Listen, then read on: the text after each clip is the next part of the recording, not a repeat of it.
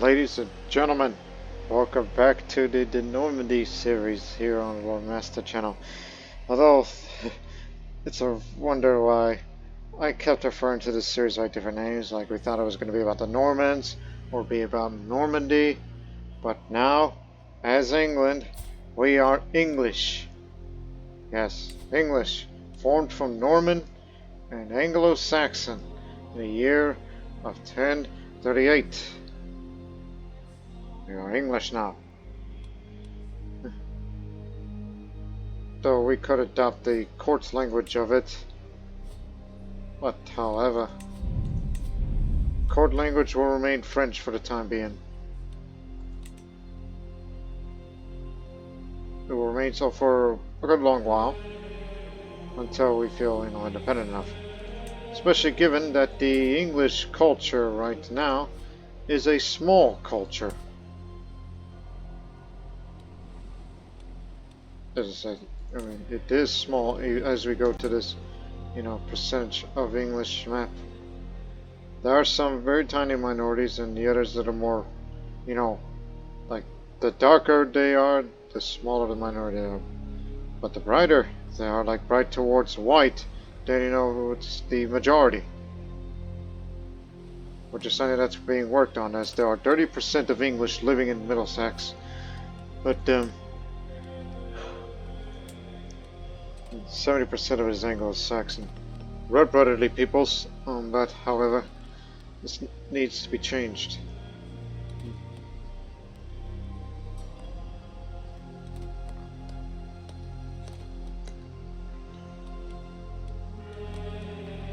Brentford. London first. London is the priority to make Middlesex English. And then we'll spread the culture around and everyone else follows suit. So it's a young culture is the English. And as you can see, our cultural traditions, which I've already showed you that in the last episode. And I kind of thought of what cultural tradition I should add. Because as soon as we reach High Medieval in 20 years, we'll get another one. So I thought right away that we should go for, where is it? Maritime mercantilism. It kind of makes sense when you think about the later ages of the English culture that they tended to have maritime mercantilism. Especially in the days after the CK3's timeline, where they're more into, colonialism and mercantilism and all that. So, you should go for that. Because monetary reasons. The world may be ruled by armies, but this culture knows that it is truly controlled by whoever dominates the flow of gold across the seas. So the trade port line of buildings can be constructed one era early. Coastal holdings in the counties of this culture provide an additional 10% tax, and the avaricious trade provides additional bonuses. And for all English characters, it's less dangerous to travel by sea, and Republic vassals, and mayors in particular, will like me a bit more. So, it'll be done in 5 years' time. So, this is an easy one to pick, and it's the most logical. Prior to recording, I had to look through and thought very hard about this, so I'd go for mercantilism, maritime mercantilism. Since, some of that is a bit more rigid and martial tradition of the English. It's a bureaucratic, and then when we get to the High Middle Ages to pick up another maximum cultural tradition, I thought about going one that relates to legalism. To reflect on, the later parts of the High Medieval or Late Medieval era England, where they make the Magna Carta. So I thought, well, when we get your next tradition, go for something that's related to legalism, or something similar to that. So that'll be my legacy that I'll be leaving behind as the first English ruler, English woman, formerly Norman. It's kind of hard to believe that Marquis Hrothgar, the Wolf Slayer, my grandfather, who was originally a Norse pagan, and then Marquis Jordan, Your uncle. And I outlived everybody that's related to me.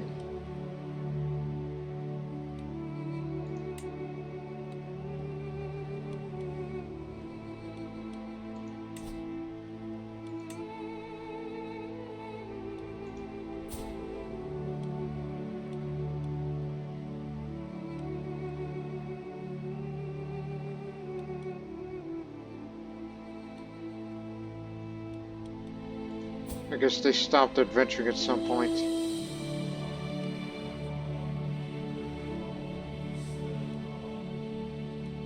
But y'all became English now.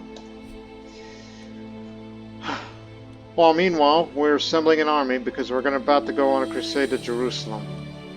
My last crusade. Stephanie de Normandy and the last crusade. I just want to pick up that Crusader trait once I'm over there. I didn't get that when I was in England. I mean Normandy, when we were doing the crusade for England.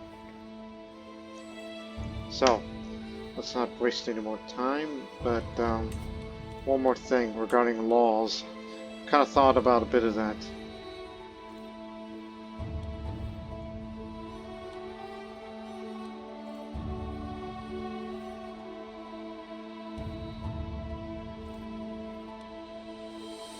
Nobody likes high taxation, obviously.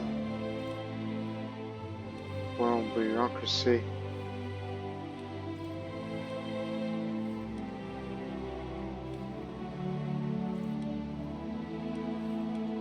Actually, it would be a military matters, I think.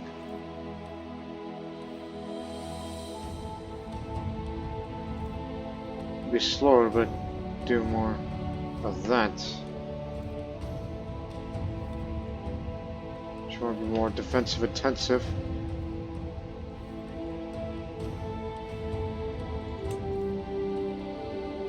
Vassal opinion and average.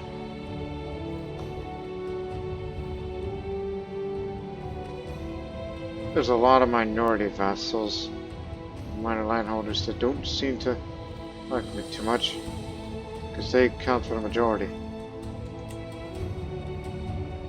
So there's something that appeals to minorities.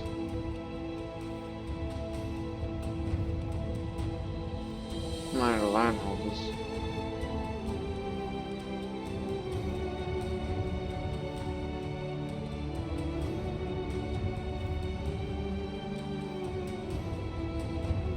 Local testimonies. Power of vassal opinion goes down a bit, and so does the clergy. Piety per legitimacy level. Minority vassal and minor landholding. Go for that.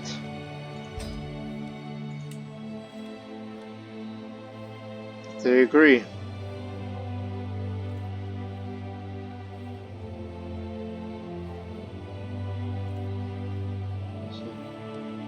You got them on our side. Now, we're ready.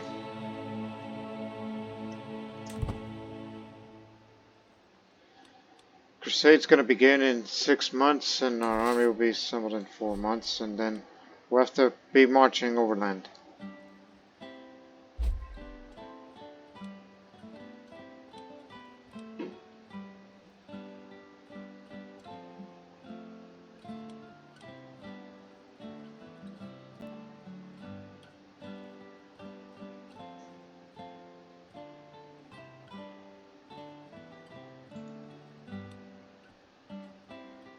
I got everybody. Although, since we do have long bowmen now, since we're English, but we don't want to get it just yet.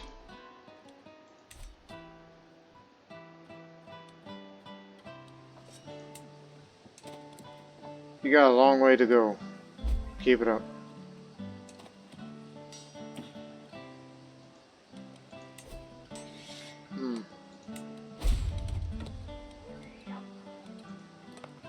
Is there any difference?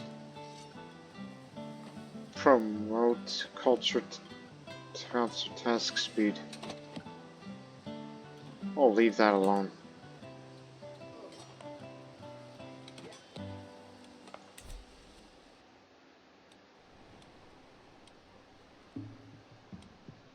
marching now.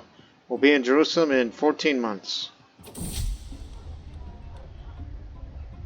I'm not going to be around that long, so don't spend anything.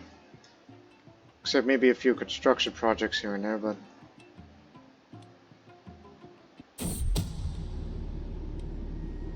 Somebody wants to claim my throne. And since my son's going to get everything... My grandson, excuse me. Habit.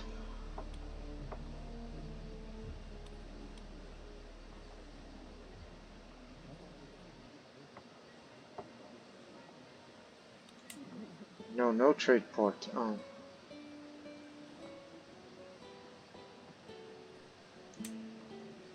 Barracks for the heavy infantry. That'll be built here.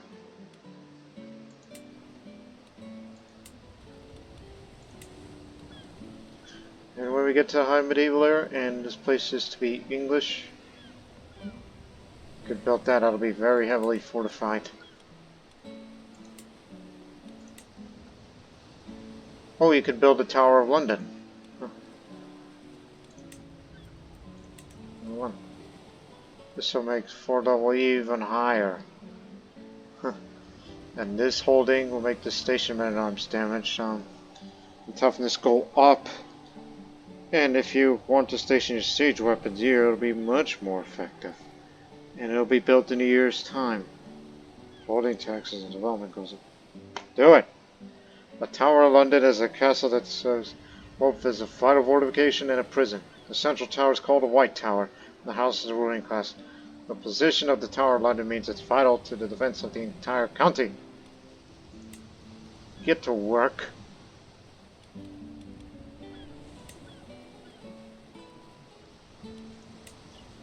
One day we'll have to replace it with another duchy building that I would prefer to have. And when we're English, subsequently upgrade it to a keep, then we'll upgrade more buildings here. Okay? We make pretty good money here as we're on the march.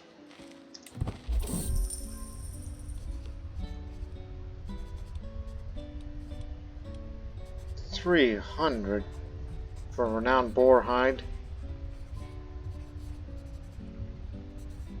Inherited among... That artifact is mine. Our income is great anyhow. The time has come to bring St. George's holy wrath against the vile infidels of Jerusalem. Inflamed by righteous fury and unrelenting resolve, the great army of Crusaders assembled by Pope Lucius sets forth to deliver divine justice upon the wicked and under place in heaven. So, get moving!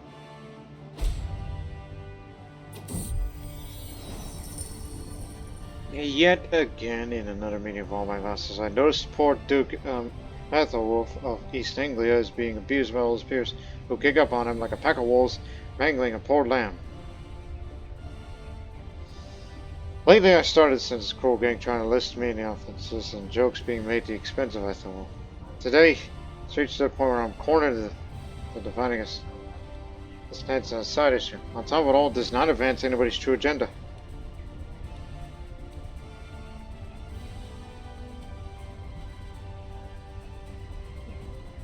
I'll definitely avoid this situation because I'm shrewd. Because you are shrewd, you carefully avoid committing yourself in this matter and gave it a serious rebuke to everyone that accurately hit its mark. All the holy orders are brought up. Armies on the march.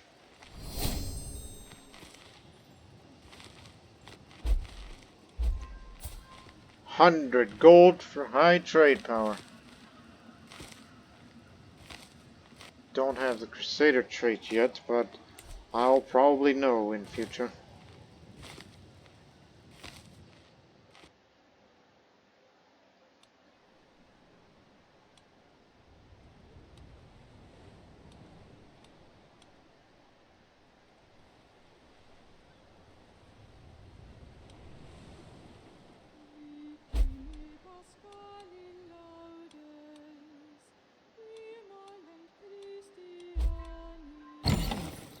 Even as far as Yezd are coming in after. Wants to forge a goblet. I'll await.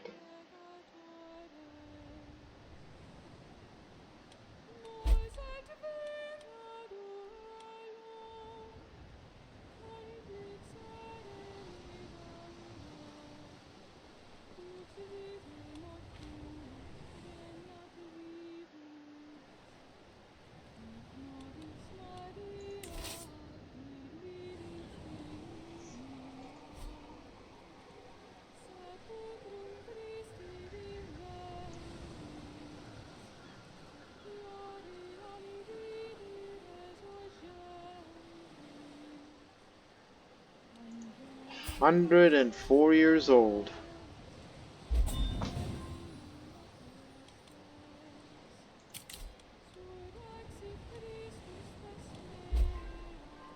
No. 50-50. English, Saxon even.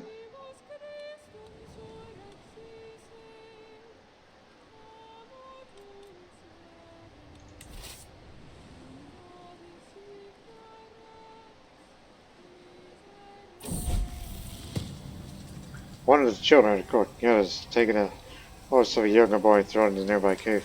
My granddaughter is there to see it all happen. Matilda got a hold of the household guards and forced Gildas to go into the cave.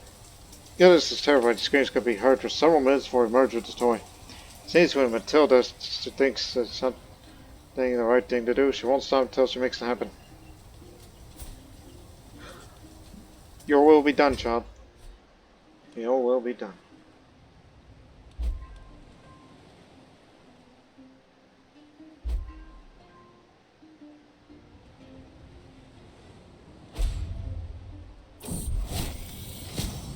Ill. Oh, I'll be dead. Because I'm too old. I can't handle an illness.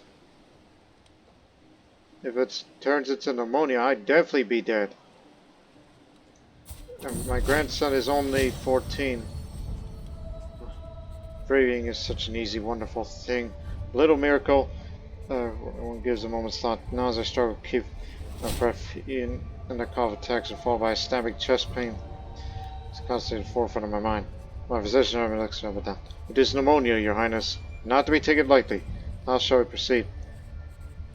Screw it! It's too late for caution! The red powder was tantalizing in color. The sergeant made a mistake in tasting its pure form. His tongue swelled up badly, and no man chastised him before.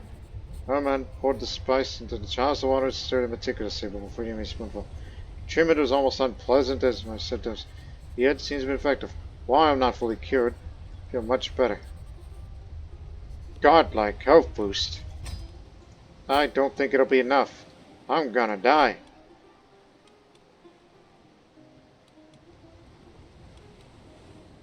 And if I do survive it, then we'll know. Over 2,000 Akhmenists exiled from Rato, which changed my room. Their leader, that's the audience. We're searching for a better, safer life. Please let us settle around Shropshire. The Akhmenid faith will spread across the kingdom of England. What happened over there? Huh. It's only for the earldom.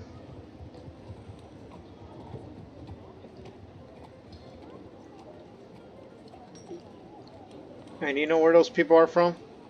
They're from the Canaries. What's going on over there?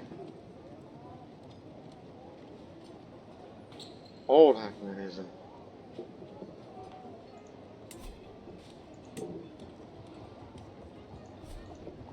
So you're saying there's religious exiles there?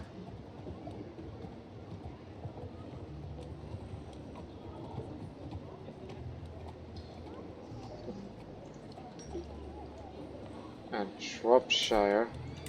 That place is, where is Shropshire?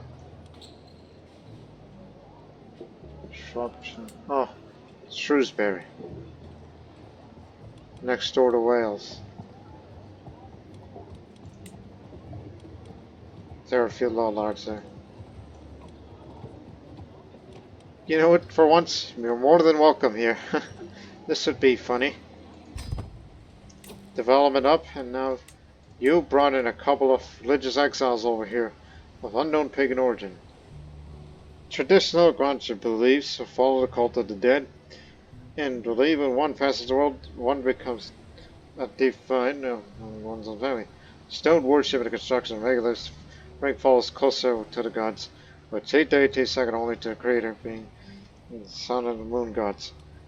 I mean, it kind of makes sense because of her point in life. She's become more worldly, and she probably wouldn't mind having different religions, even though they consider us hostile, but we consider them as evil. They could be reasoned with, because they're polytheists and they're pluralists. Characters and sacrificial ceremonies, megalithic constructions.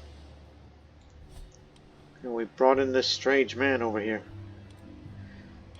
Plus, I'm dead anyway, so she's probably not in a right state of mind. Normally she would kick them out, but not this time. If she passes, then 104. What a way to live that long. I wish it was 105, which would have been a nice number. I was awakened today in the middle of the night with critical info regarding a spy operating by Jarl Rogadvir of Nordland in my territory that was captured, together with the crew and a pirate ship that was owned by the nefarious character.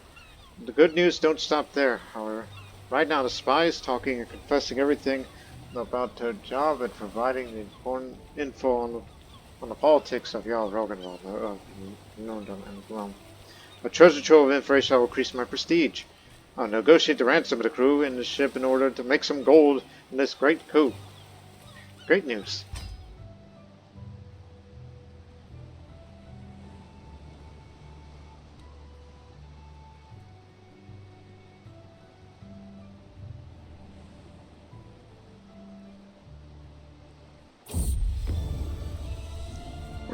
Alright. I returned from Eastern Europe with the heart of my journey. I take the bulky bundle in my hands and loosen the corns. Inside lies Adamar's battle axe. Adamar proceeds to tell the story how this weapon came to be possession. The story of many twists and turns. It seemed like a problem with others. A battle axe is a masterful craftsmanship. The wrought iron head mounted on an elegant ash left has been laid with deer antler. It's not what I expected, but I got better weapons these days.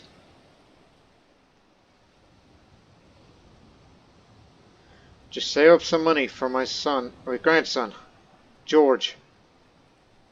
George of the Normandie. I can feel it in my very bones. Death will come for me soon, like an old friend. He's patiently waiting to receive me. I'll be dead within a year. So, at the age of 105, that's when I'm going to leave this fine earth. But at least I'll make it to the lands of the Holy Land one last time. I must admit, I did worry my life at one point, but now that anguish is nothing more than a pale memory, full of thankfulness. Draw a deep breath, ready myself for the day to come. Time to conquer the world. Tower of London has been completed.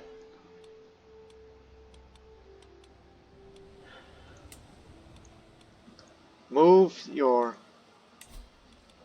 Well, actually they've already been raised, so you can't station them elsewhere.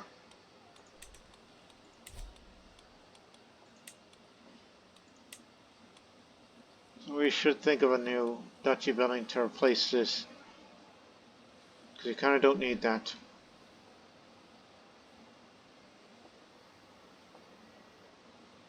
Alright, this is always attractive. I like military academies.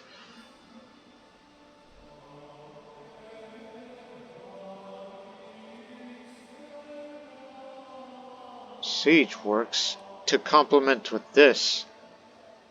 If you only complement with other things, that could get it up. All holdings in this duchy for level 2 make it very defendable. You know what? Go for that. But there are other options. Whichever you specialize.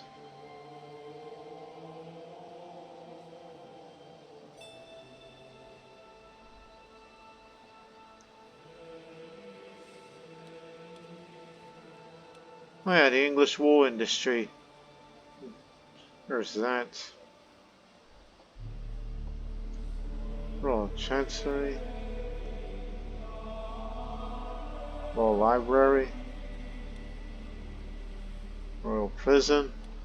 Pleasure Quarters.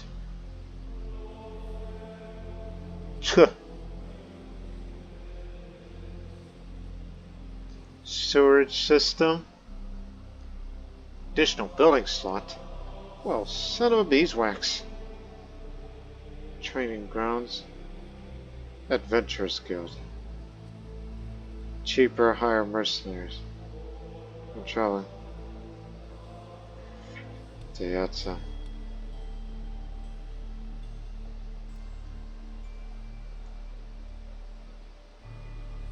Another building slot for this holding.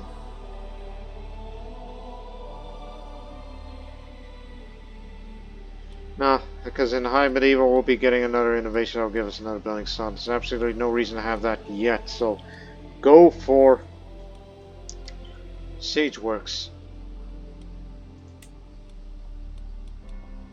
It'll make all duchy holdings within the petty kingdom of Essex. There goes that.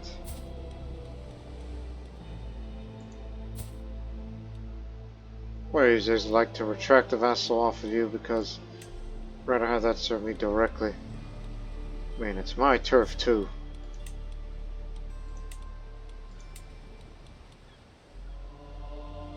And no, Duchy of Kent is not held by me.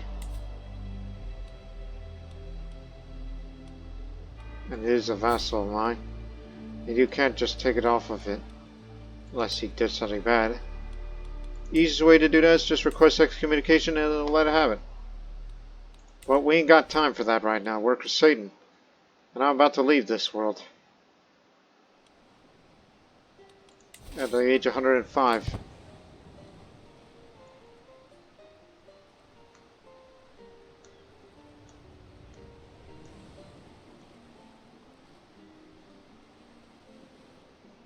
Where are the others? They're assembling. While you know a thing or two about a court alliances, the Queen of England should possess a broad range of skills. This is funny, isn't it? Like code acquires new tones, perhaps you assign to tutor a little. What subject are you most interested in? Spy network management. My intrigue up. I get safe.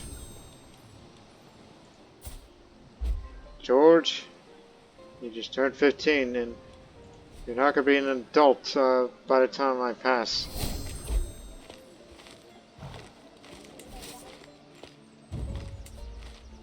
For level 5 here. So we're going to step foot here. And then run for the hills. Or wherever.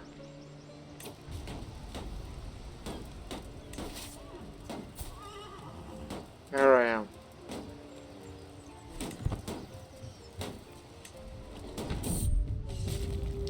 Our works rise strong and unbroken. The siege works around Jaffa rise swiftly.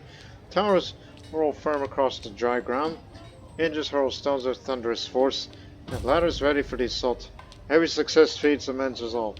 The armies have regained 10% of their strength. Their walls will not save them.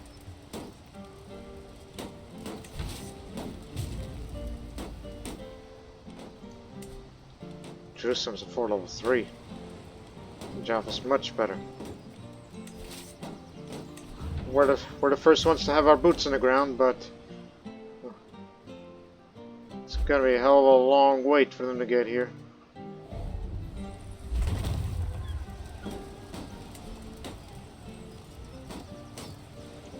The defense holding advantage.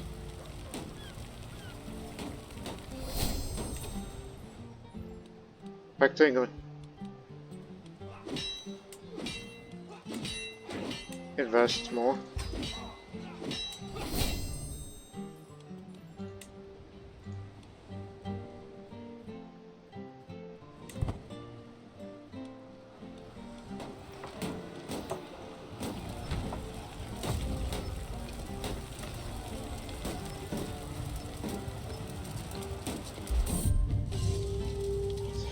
133 gold. I exit my tent siege camps sprawls up before me. A bristling mass of humanity sheltering beneath the hundreds of siege tents pitched on a grassy rise. The stink of wood smoke rises in layers from the cooking fires. Flags snap and flail in the rain-drenched rain. Cut timbers laid stacked like a wall outside the tents. A low retainer approaches me and informs the siege I got my bodyguards at the edge of the camp. The willow of Jaffa stands before me. A gaping circle of crumbling walls surrounding a desperate and dying people. In the fields between, the dead and dying lie in their scores upon scores of black-slabbed corpses.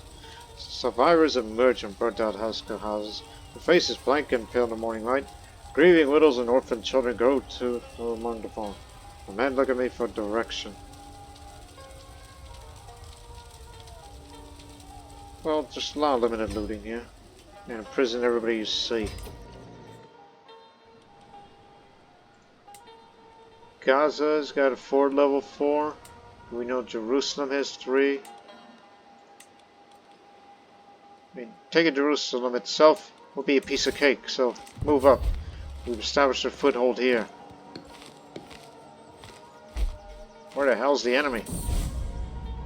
Our armies stand poised to take part in the Crusade for Jerusalem. St. George willing, we will soon rise victorious. But the blood of the infidels painting the soil red. May St. George lead us to victory. Now you're a proper Crusader. Look at you. +2 martial, +4 prowess, even though you're too old for this shit. Same favorite opinion, includes you. Stevie's done her Christian duty and participated in the Crusade. And look. That's the army of the Empire of the Nile. They're on standby. They're gonna attack us very soon.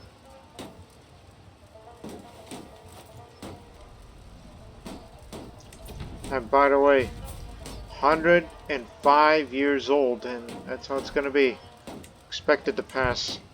Not if I take Jerusalem before I pass. Along with great treasures that's inside there. They haven't made a movement yet, but they're going to be waiting for us.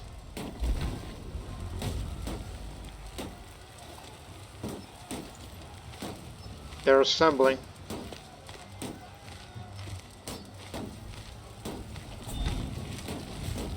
They've assembled. 20,000 plus strong. Near 40,000 strong. Let's take Jerusalem and get the hell out of here.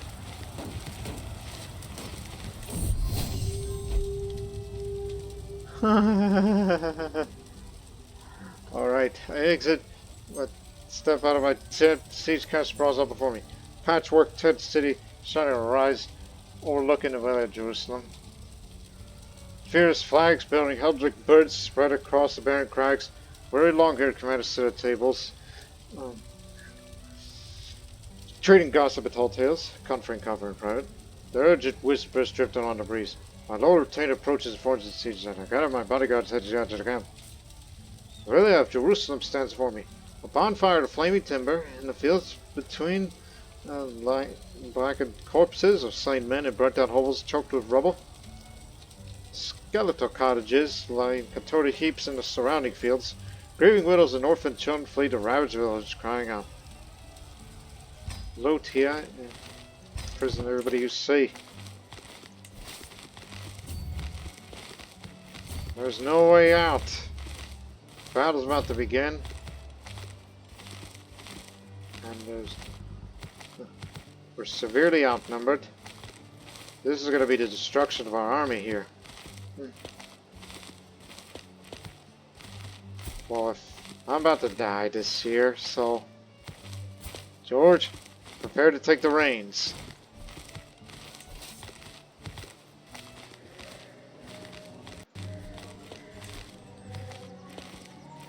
You got all the advantage you have.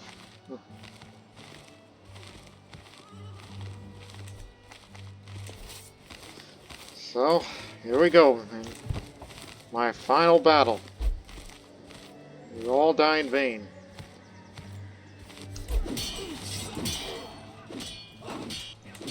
And apparently, Everett's holy fire just came here. It's been around for a few months and it actually spread down here. That's why I just noticed the mass grave appeared in Jerusalem. Because that means I could get sick and all the commanders and their soldiers are about to get sick from this very infectious disease. Anybody who has this critical health penalty. In other words, Your Holiness, you picked a very bad time to do a crusade. Because an outbreak that just started in, where is that? Where did it start? It started in Costa. Just part of Sheikh Majoué. Everybody's going to get affected by holy fire. As it just basically went down the River Jordan towards the Dead Sea.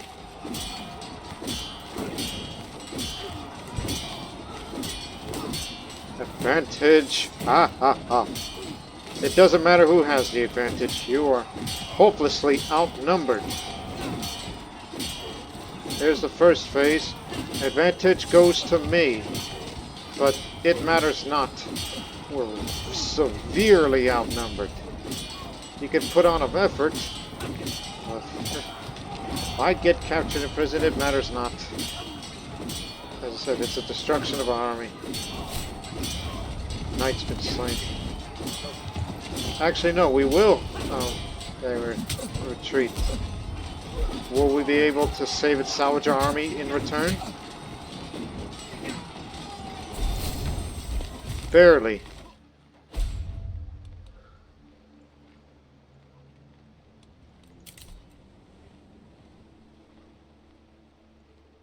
It was barely a dent against them.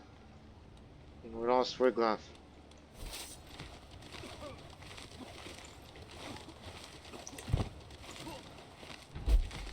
Hey, good effort, English soldiers. Now, get out of here before they kill us all.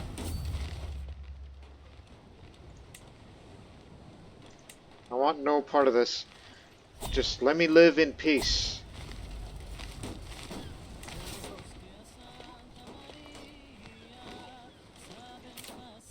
Allow me to hold court before I pass. My Archbishop Jeffrey now files for me, eager to begin his proposal. Your Highness, the Earldom of Atch is like a significant church in which the locals can pray and honor the Lord. You must help fund a new house of worship because for the good of the Catholic faith. That holding doesn't have a church, you say? Oh, it doesn't. Okay. That'll be my legacy. We have all the money that we got from the Crusade. For the glory of God. Start the construction. Temple funded in the next 20 years. Countess of Death stands for you. Her face grave because Your Highness, the threat of France weighs heavily on the line. King Andre looms across the borders. Once only days from the gates of London, the third house de Verdun's house. He has helped fortify my lands. All the soldiers fortification, all that stands between England and ruin.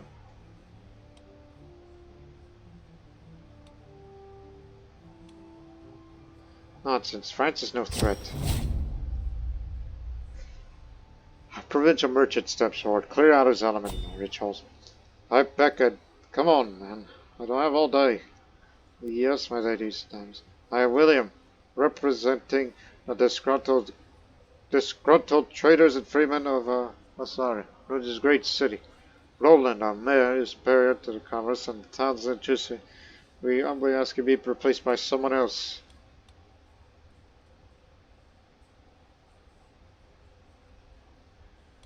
So the election will come early.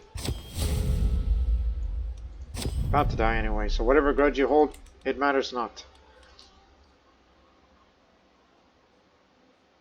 This is going to be a long time for our military to recover, which will be very, very vulnerable. So it would be best to just disband in another place. Just go to Rhodes and disband from there. That place is diseased too.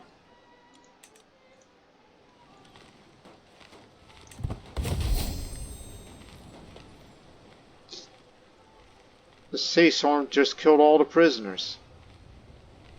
We had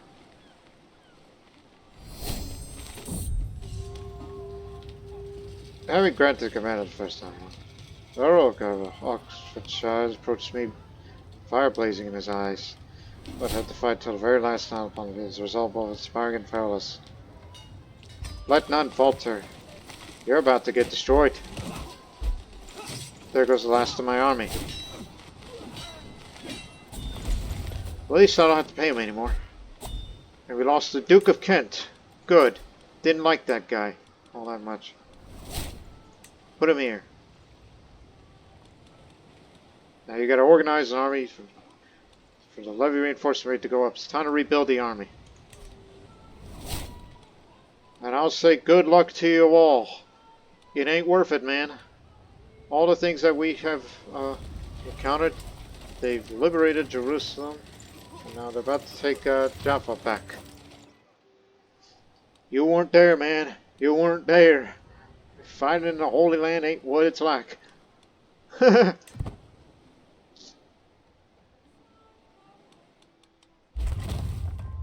Siege workshops in London. A renowned trader has approached me after hearing rumors of a mighty stallion in Limerick.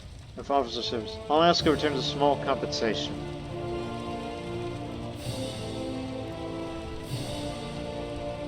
Needs work on his endurance.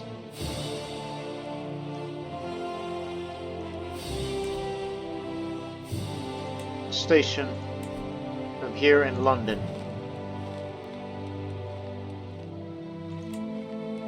Normandian veterans, either in Chitse.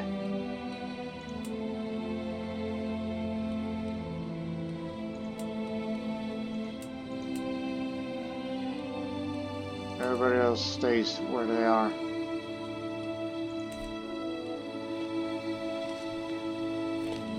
Yeah, been defeated in a crusade, but at least we got some good loot out of it. As I nod my head in approval.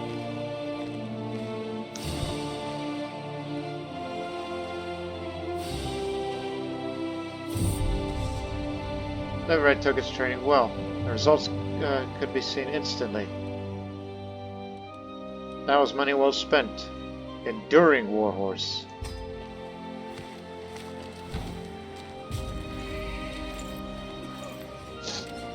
We're gonna miss you, Queen. They've landed in Gaza and they're about to get their ass kicked. Unless they're gonna be heading to Hebron.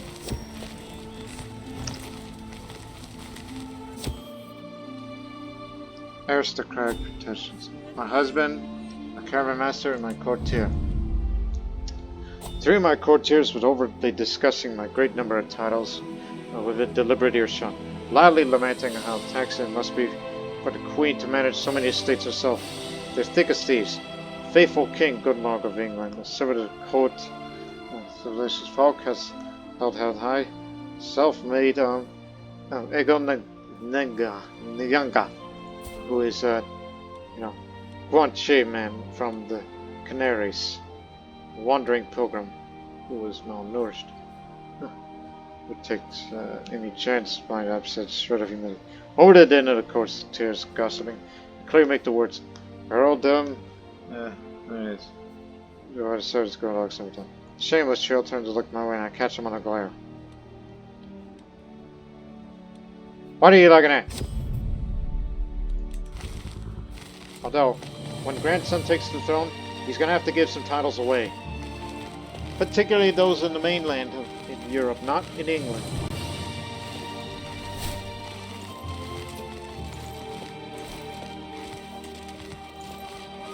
Hey, man.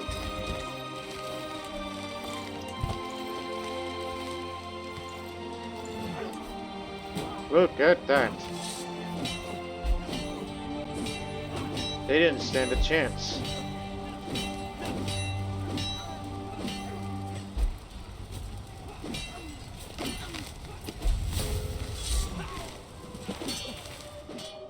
On Christmas Eve, 1041 AD, Queen Stephanie of England and Greater Normandy rests in the arms of the Lord at 105 years of age. She died of old age, natural, no illness, no injury, just natural. Nice, peaceful, quiet death. A zealous woman. She fought for the glory of God against the infidels in one of the greatest wars of recent history. Two of them, in fact. I applaud to her.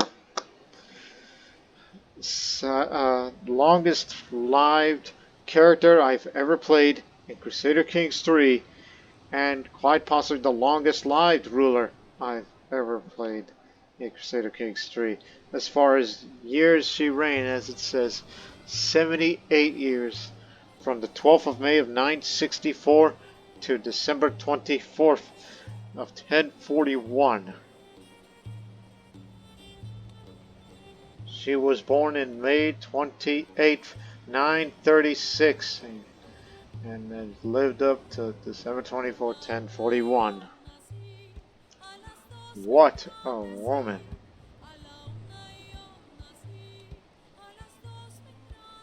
Perhaps the greatest female ruler I ever played, or perhaps greatest ruler, man or woman, as far as accomplishments is concerned, because she was the one who, look, back in her day, in 936 AD, when she came to this world, that was when Normandy was just a little duchy that was just barely expanding a little bit towards the Flanders direction. So it went from this to this, as you can see on the right side, including that little part there, as it was through inheritance. And and she went on to expand Normandy so much that it became known as the Kingdom of Greater Normandy, thus ending the consolidation of Normandy struggle.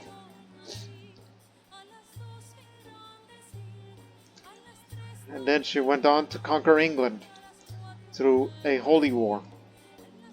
And what a holy war that was.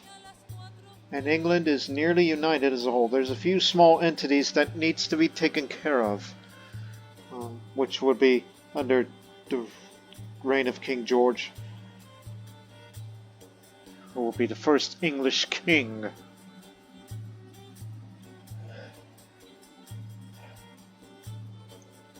Oh man, I'm just lying down, reflecting of this long-lived character, of the amount of accomplishments that she's done. And then, of course, you can see that she was the cultural head of the Normans and later the English. She created the English culture. She was dreaded. She was a legendary figure. She was a religious icon.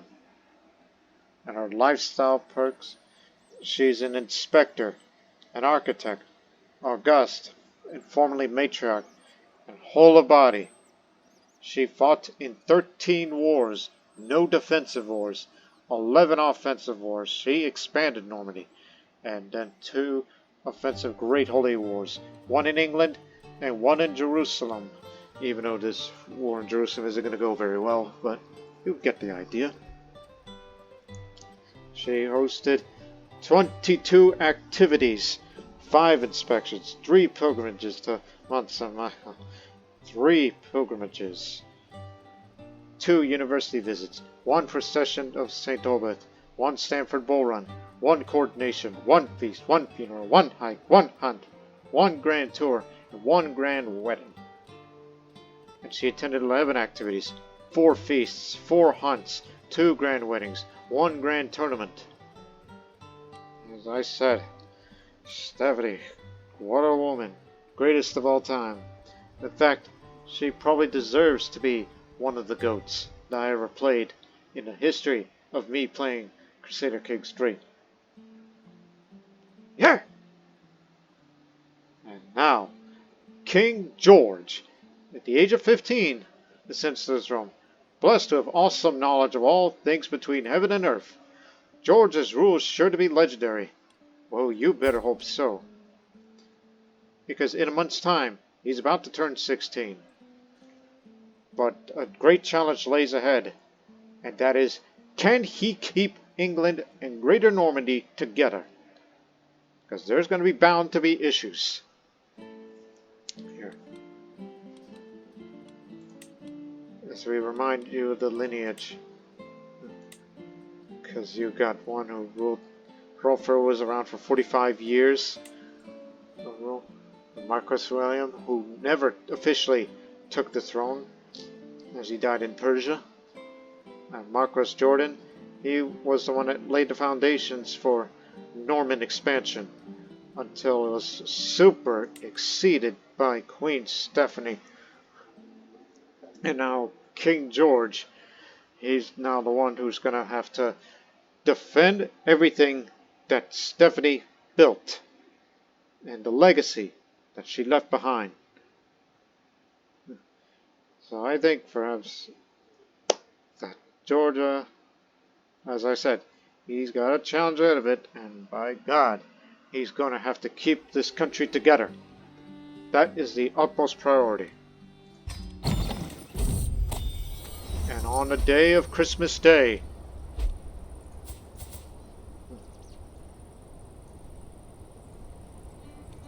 I was about to say, what is he doing down there?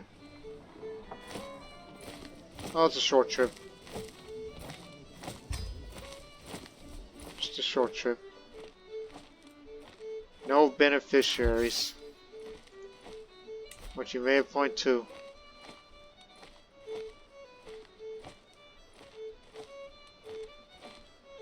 Part of the Normandy. Simply for the sake of it, even though we're about to lose this one.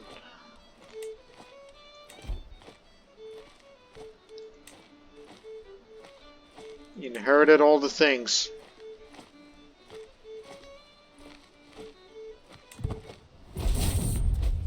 And then on one day later, we are here. A pilgrimage. What pilgrimage? An armed pilgrimage?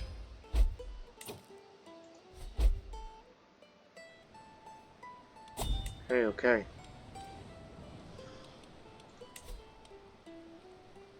We could do a coordination, obviously.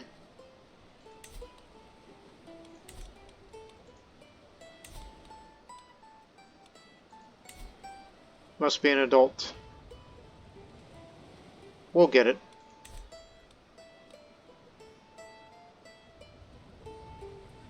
Just wait until 1 year.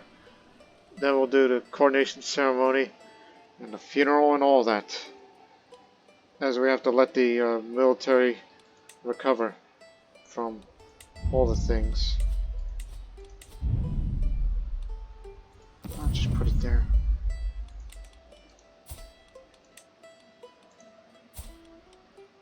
Must have a guardian who knows all about military matters. This veteran Crusader. And send me to the university. They're throwing all that money in there.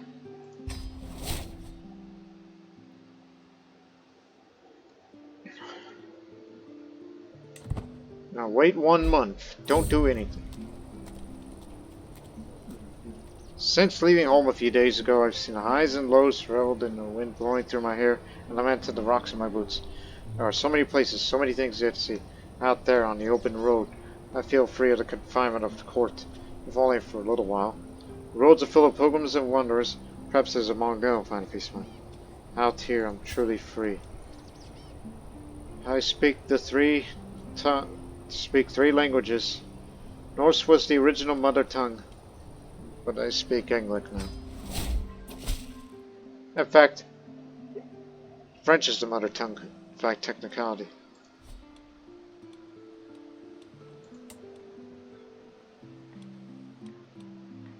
Keep promoting our culture here.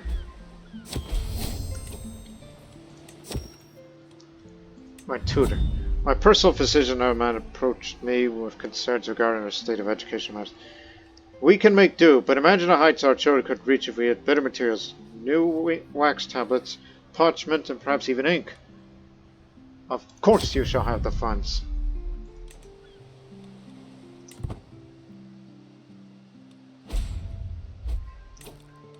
Yeah, it's only a matter of time. The Liberty faction. Just wait until a month has come. Independence. And remember, your military's not fully recovered yet. So you are very vulnerable.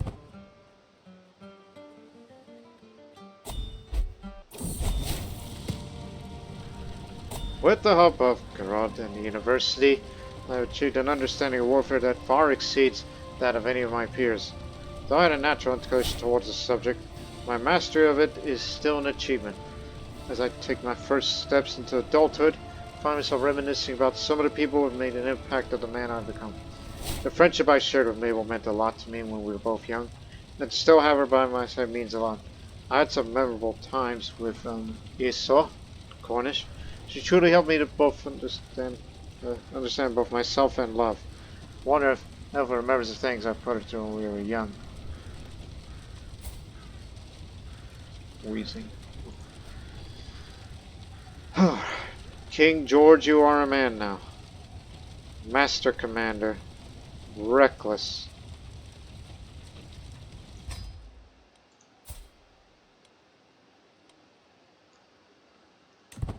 Wait, one day later. Mr. Rowdy trait. Okay. So. Exalted Commander. He's got a wolf-like demeanor.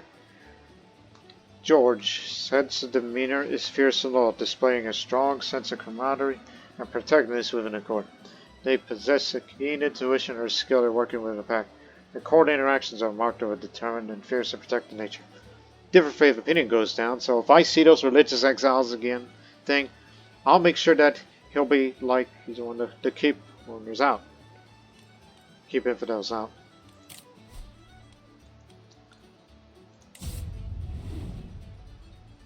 Okay, he's got 2 learning.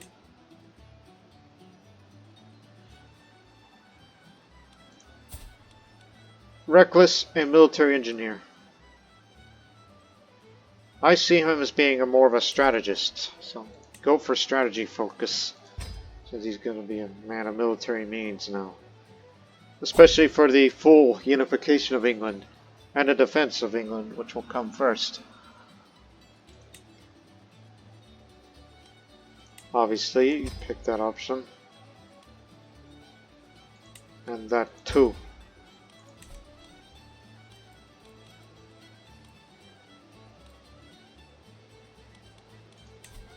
We got some unruly factions here.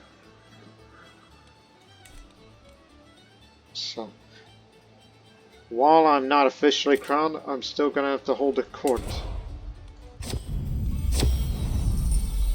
My vassal, Conqueror, wears 6 steps before me along with a Catholic monk.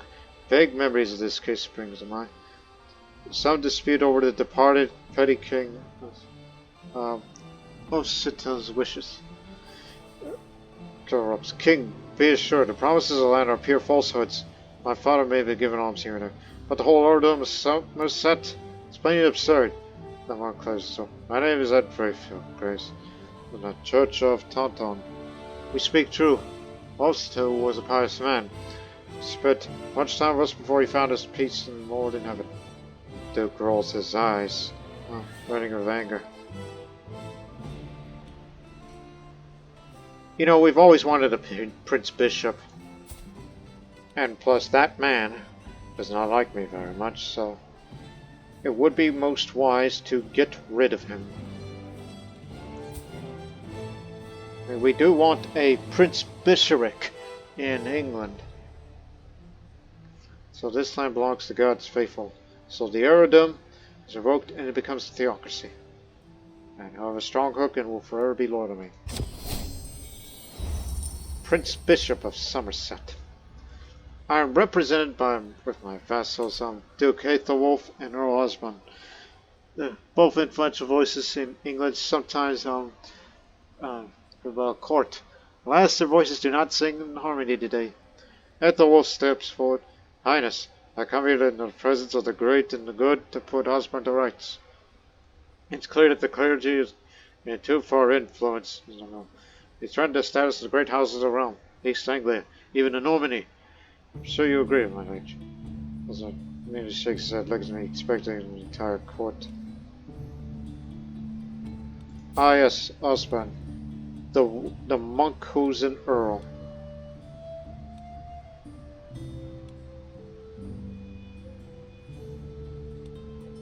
Oh, I like Osborne. So we all, even I, are instruments of God. Stifled commerce. Oh yeah, this event is over in Surrey.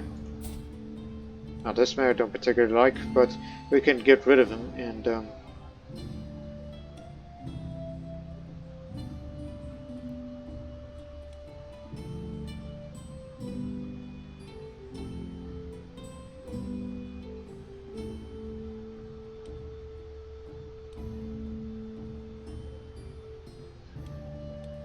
he's kind of actually be deposed and we place a new one.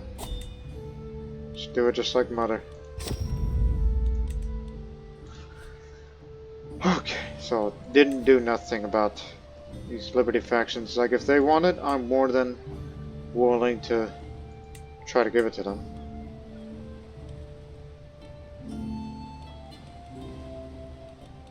This is a man you would want to sway.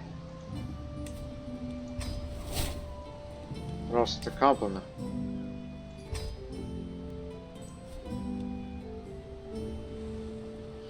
Meanwhile, at the same time, a few sailors claimed to have sighted a large landmass to the far west. After their ships were blown off course while sailing to it from Iceland, could there be more land out there? No one has dared to formally explore this area yet. They are willing to take the risk by funding a great expedition to the west. If successful, you will earn prestige, and the colonization of Greenland will begin as Greenland is discovered and your family automatically establishes the first estate there. During the next 3 months, you will gather people and supplies to prepare.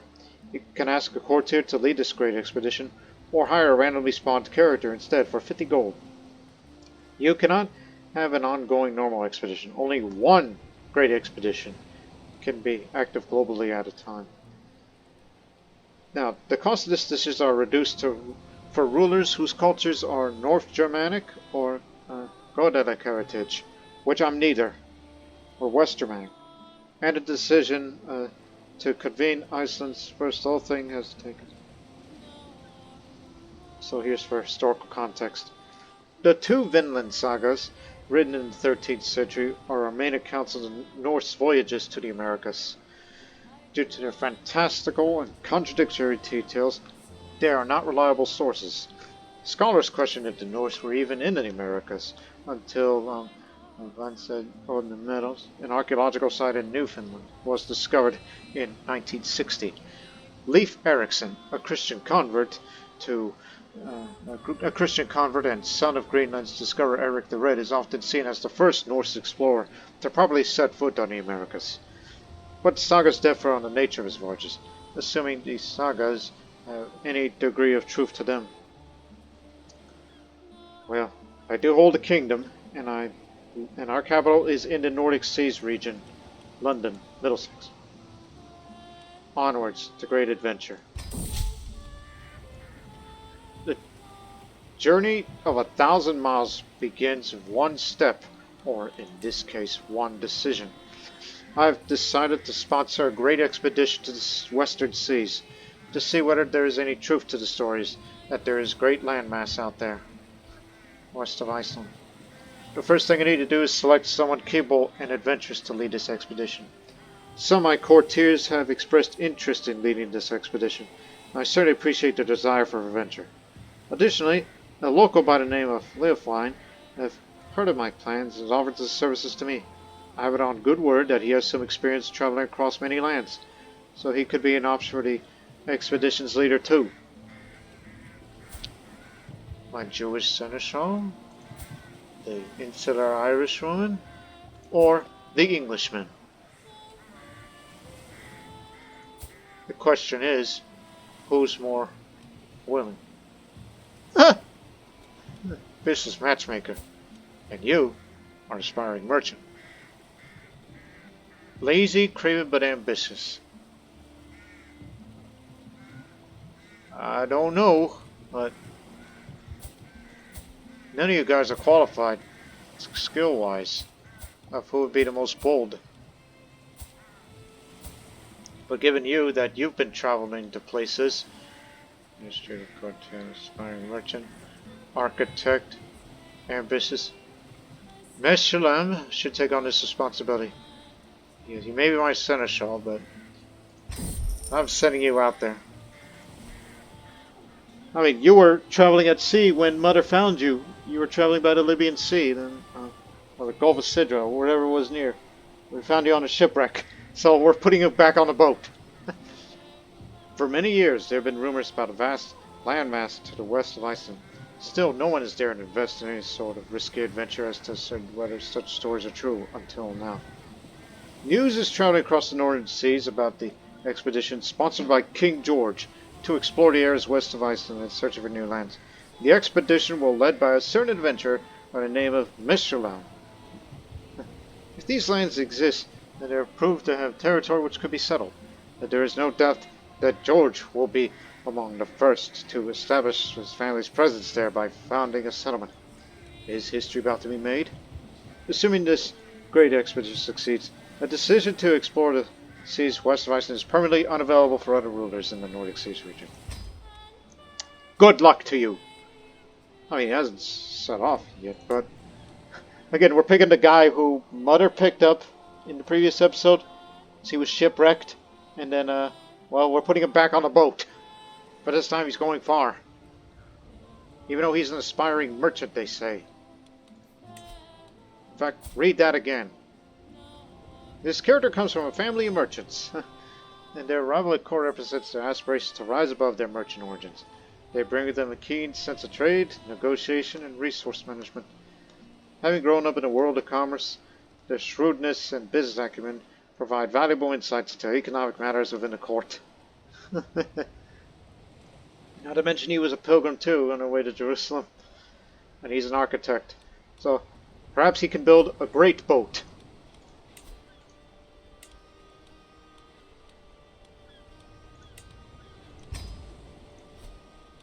Alright, let's give these titles away because I don't want to hold it for too long.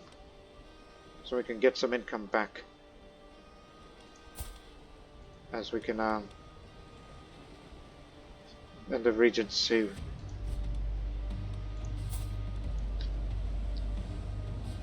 Half-brother.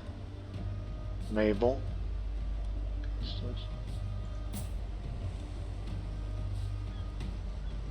He's just not loyal enough. Well, at least I can help you be betrothed to somebody.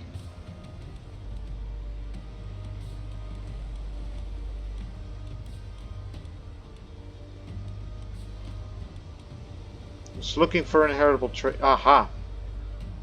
You'll do. This is a matrilineal marriage. Let me know when you're fully married. I mean, betrothed. God dang it. And it will land you. Particularly here and here. And over there as well. As I fully care about England. Keeping Bruges because high developed territory. And willing to throw money into that.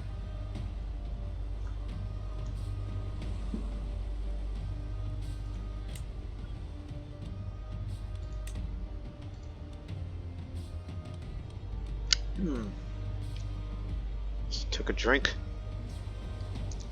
So please wait. Oh. Want you to set up a coordination ceremony. Factions and other foes may. While the coordination exists, factions cannot press demands. This will buy time to get our military recovered.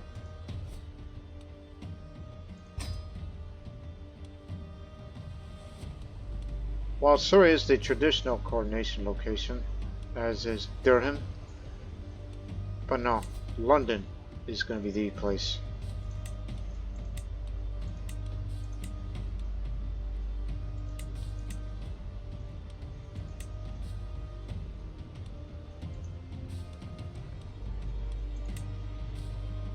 thinking.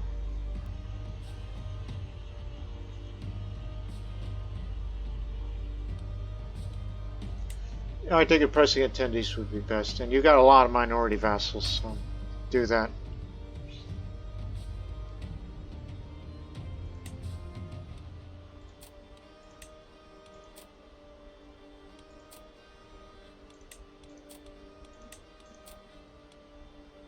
Damn.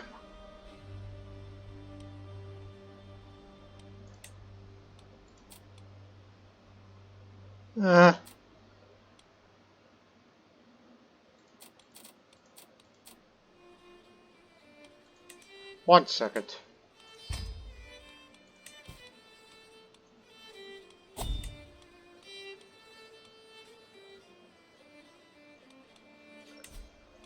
Whatever you got, give it to me.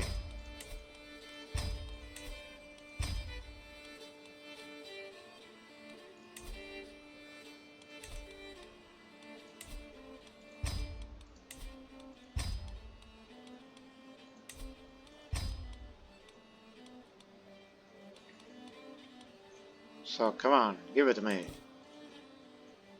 We'll hold a coordination in a few months. Okay, there you go.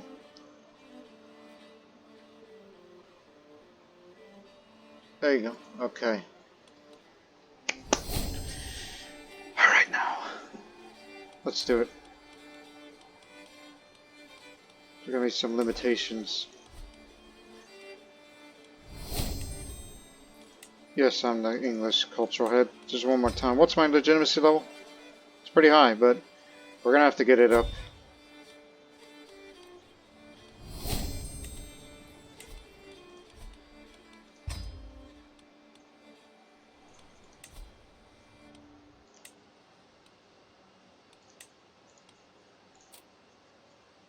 Lavish banquets. Decreased risk of market events.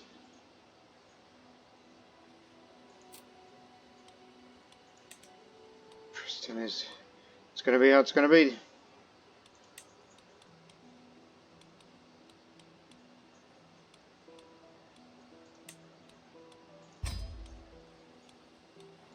Do it. Alright. Messages to servants been sent out from London for the coordination. Only as the last invitation goes out and the court begins preparations does it dawn on me that I'm finally to be crowned King of England. The knowledge I will soon crown will be placed upon my head as joyous. That's yet the first step towards true glory. Soon my reign will be begins. Yes, there's a few factions against me now.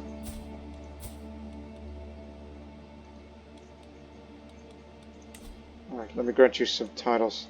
Here, here, and here. I didn't do keeping this and keeping parts of England. So that way, eventually, we'll pick up some perks that'll give me more domain limit up. I can handle. She'll have the appropriate assistance.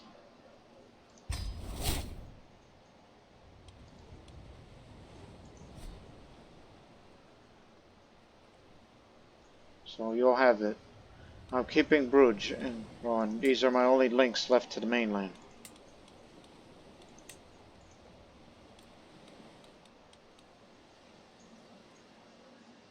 So the income will not be as great as it once was since we gave away some of the more valuable holdings. Where there was a lot of money that was made there.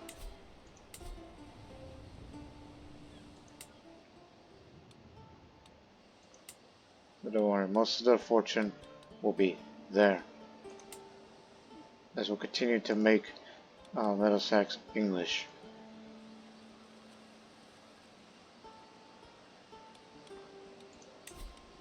And remember, for as long as the coronation ceremony continues, cannot give much land away.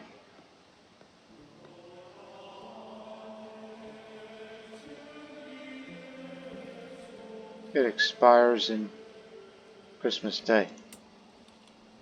Yeah, so we'll have slow income, but we'll get it back up again.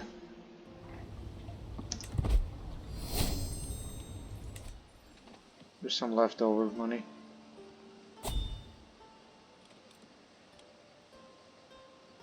Yes, I know I'm not married.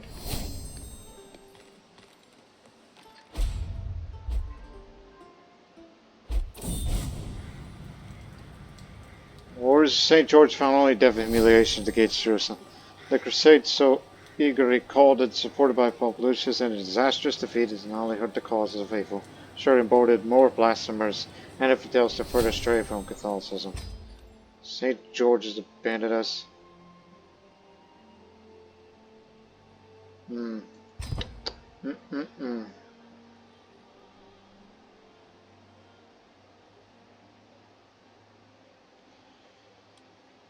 Well, at least we'll start getting income again as the maintenance continues.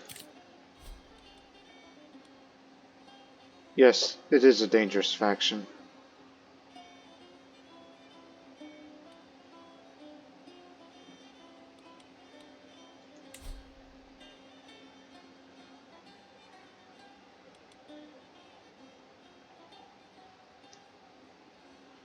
Uncrowned. We're both ambitious, yes, that could be an issue. Short reign, and also ambitious.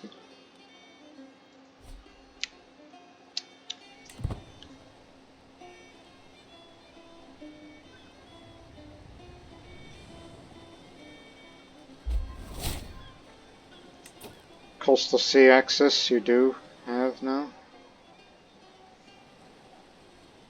Gain royal favor, let me see. Size, popular opinion.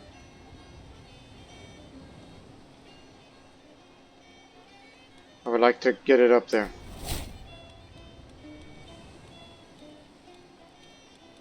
Bestow royal favor for the peasants. Prioritize the needs of them. Need to get their popular opinion up, because I'm often wary of it.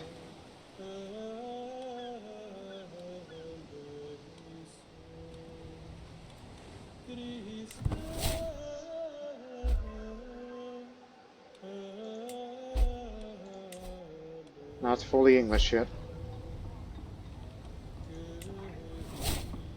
King of France is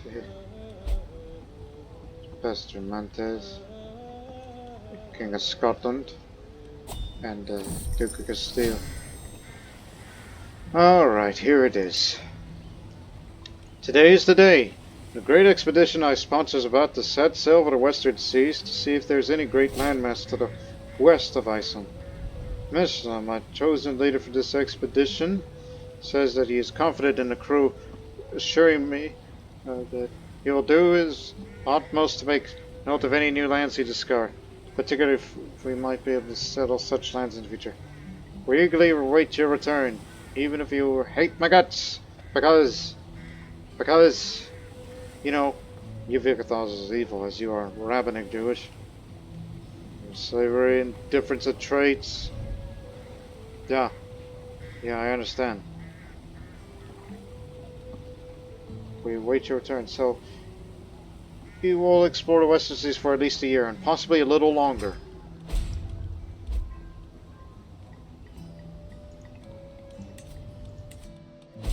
Keep it together, man.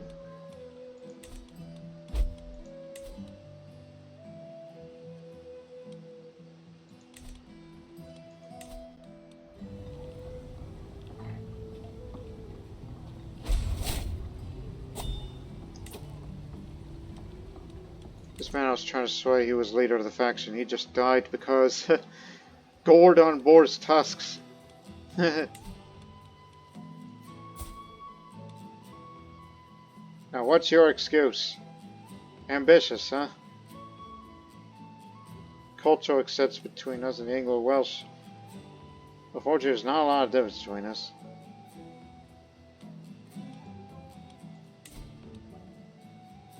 Dude, you're gonna be a hard ass.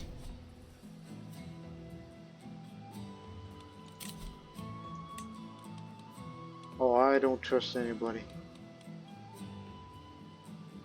Not even you. Why are there so many ambitious Normans? I'll sway you instead. Though she won't be able to kill me because she's terrified. Hopefully we'll get along together. I don't have the diplomacy like my mother.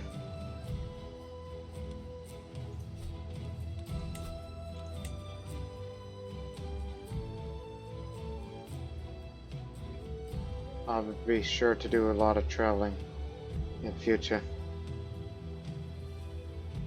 Especially when you get that up. This architect stuff's gonna have to wait.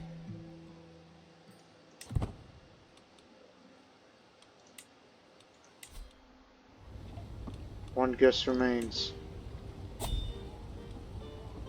Southwark, he's about to arrive. Middlesex. Welcome all, one and all. You've seen how this works when you saw Queen Stephanie became Queen of Greater Normandy. For according to Crusade, must decide who shall preside over the sacred rights if I'm to secure the clergy, in favor of the clergy, BC. Jeffrey's the only one who could do it. Just want to get on his good side.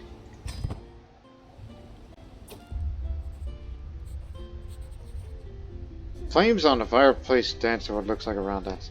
Door to my chambers opens abruptly. I hear a familiar voice coming. King George. Oh, Archbishop Jeffrey. I know that the day is near when you look at your reflection on the cold metal and wonder if you're doing the right thing. I already know. I already screamed from every corner of this cape. I will stand by your side. Produce a small gift. I've commissioned this for you. It's a small gift. What's the difference between that and this? Not by much. This is preferable because of higher prowess.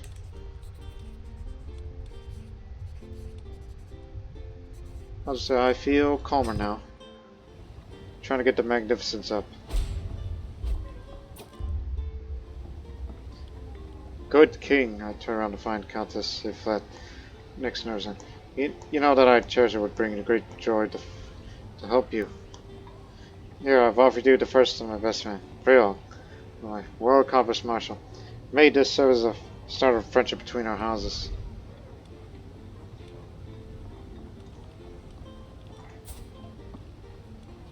Oh, exactly what you do. You're a master horse now.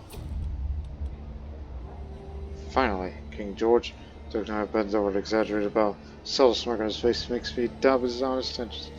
Alone above all the rest, he says darkly, the king and his solitude is spared from the foul language of discord. But if you must assure the great king that this gathering is rife with such disloyal talk. Oh my goodness, hugely reduced. Science card. Silence or death. Now we got issues. So it's a just decoration scores first accused. Jeffrey Archbishop finds me in the purpose. We'll all be listening closely. This has a knowing song. Let the choir sing an hymn that moves hearts and lends you over with your foolish naysayers. It's a pleasing thought, all filled with sound, voice every part of my performance.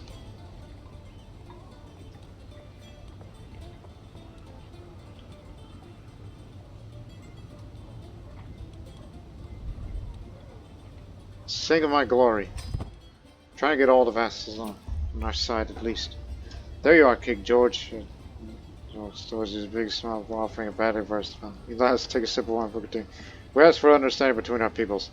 May our support tree, the beginning of the reign, will be remembered.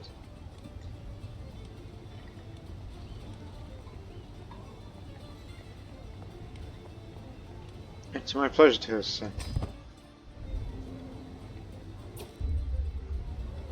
It's an extraordinary pleasure to see my fellow rulers, King Andre of France, King Harold of Wales, and King Edward of Scotland. Truly, I could not wish for a better witness of my coronation. The shared sum of our wealth, power, and splendor is unmatched. He saw as his presence both a blessing and opportunity. My regal worthiness will be displayed from my first day. The road till the last. I'll be better than them. Because I'm ambitious. Greatest King, Duke Condato, who is from Brittany. Excuse me, bow and intriguing smile. I look at the castle windows, smell delicious food. The borders of the realm are too rigid. Static you. It would be best to follow the lecture those with the most stern hand rule.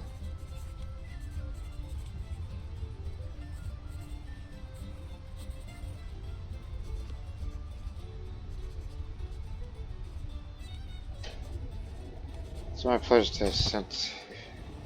They can make all the claims they want. We'll defend our borders. I noticed Duke Keenan casting furtive glances in my direction. Purses his lips and finally approached me with respectful bow. He starts, Dearest King, we Cornish wish to support you now in all the days to come. The crown will soon rest on your head, but will our customs rest in our heart? Start to learn the language of his. Do the Cornish language speak the Brythonic language? Yes. We do have some of those in our realm. I'll speak the language of your hearts.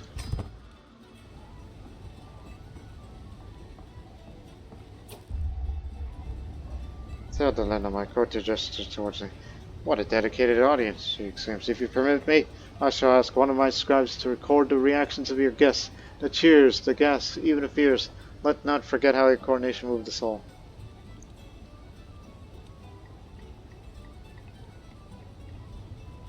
Eek. No, dispatch should revere God.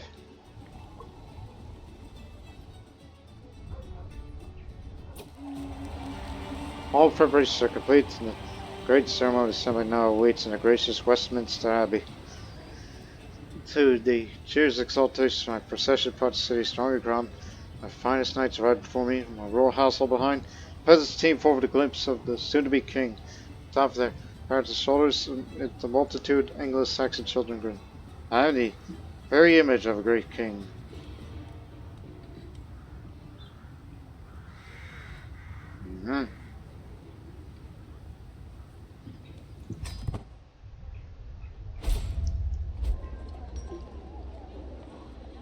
Incense hangs in the air as my royal procession streams the cathedral.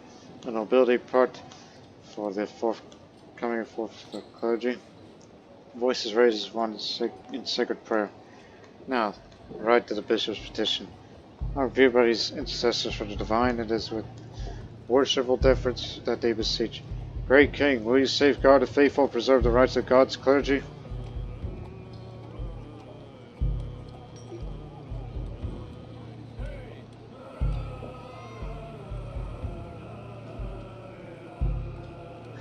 Twist the customary answer in my favor.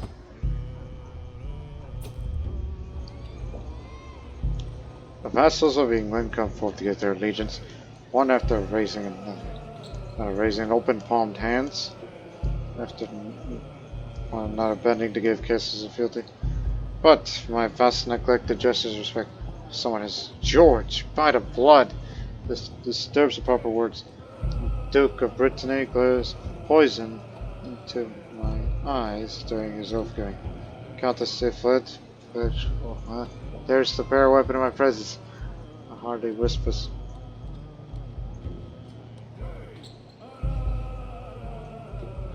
I must praise to those new to these customs. I rise and give honor to the minority lords of the realm. Stop being a detractor. Our culture exists between the Bretons and the English increases. This other one stops being a detractor too. The Welsh and the English.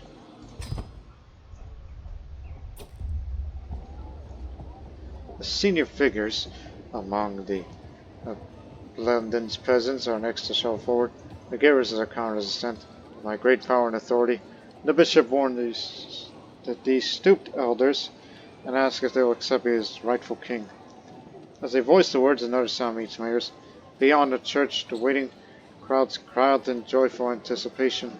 Hundreds of people call my name and again. George, George, George of England. How they plead for my rule.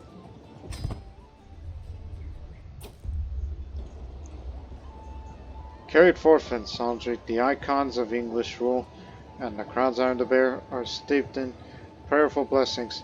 The priests prepare my final ritual motions and invocations to St. Peter, key bearer of the heavenly kingdom. Is the 5 Norman crown to be down forever to England? Well, we already have a foreign vessel. Bernard's regnal crown. This piece of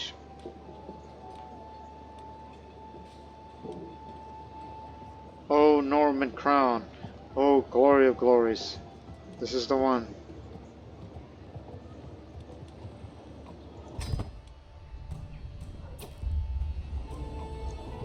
The final sacred moment draws near. First I must be ordained in holy oil, charged as leader of God's faithful, as one above a common flock. Geoffrey, the shepherd of England,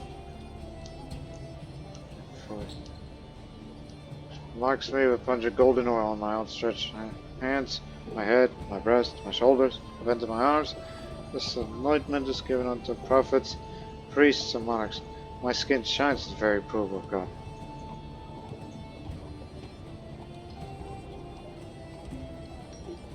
Last word is mine to spread. Demand conversion types, especially culture. Fourth came to come the royal symbols, the glittering sword guarded at my hip, the scepter of the sovereign authority sticking in my hands, my fingers wrapped around the clivus cruciate. My body come to the armless and the palmilium. The prayers rumble on. Greeted by royal treasures I kneel, just one final time. For the kingdom of England, for the King of England, and I am proud to truly become.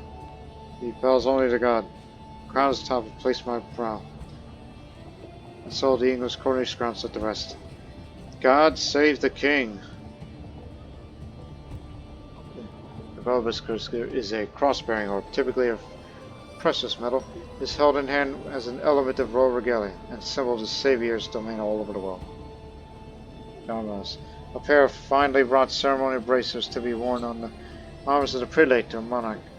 Those would be decorated with scenes such as the resurrection and the crucifixion of Christ, and upon the menu. And a press mantle of monarch, a kind garment to the Greek imperial loras and valet worn by church officials. And obviously, crowns are employed for coronation ceremony, where some says those of everyday use. Coronation crowns could also be dusty relics presented only for the singular occasion. Now I am crowned.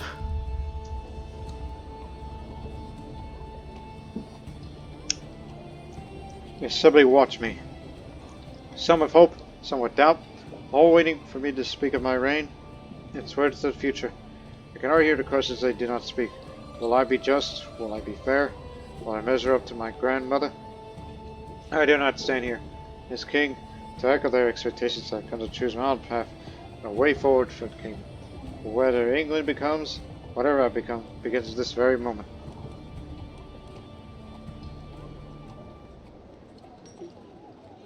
Jeez, that won't happen.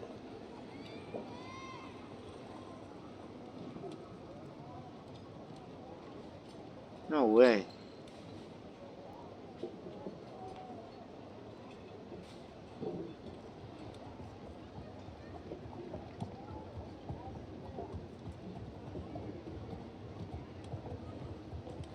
There will be peace in our time. We've got to wait another 5 years. And after those 5 years, then I'll be ready for war.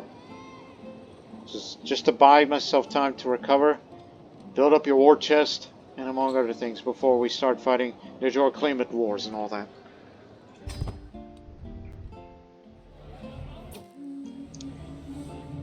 The ceremony is complete. In nature and every royal honor is bestowed upon me. I rise once more, not to promise and command, but to offer such pleasures. Let these tables be filled, let cups be raised, let this hall remember joy as well as duty. The assembly, famished from their long vigil with the happy rites, rumbles of approval. For now, at least, everyone has something in front of them other than me. At long last, some food. The Amongst the revelry, I spot my rival and vassal, Count of Hertfordshire, slipping coins to a bard. Moments later, the musician declares, This composition is a gift from Count of Hertfordshire to his dear friend, King George of England. It's called George the Sycophant. I searched the crowd and their sycophant face painted with loathsome glee. The song, unfortunately, is a stifling tune.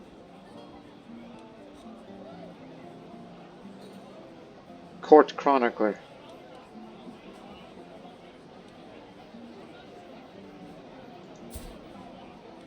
Guards, arrest this buffoon. I'll be sure to banish him after this. King George, my acquaintance King Andre of France, calls me. My kinsman Lothair tells you are a loathsome man. I sure hope that the rumors are false and it's all a simple misunderstanding.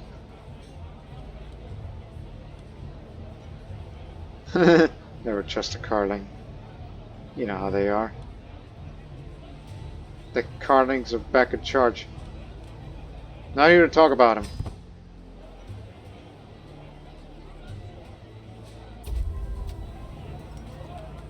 A few odd ceremonial flourishes. The Welsh King of Wales justice for a moment of my time. Beggar Joe uncrossed the coffer in hand. I'm all the justice hall. Your grace, accept this token of goodwill for my kingdom. Made to symbolize the lasting bond between your people and mine.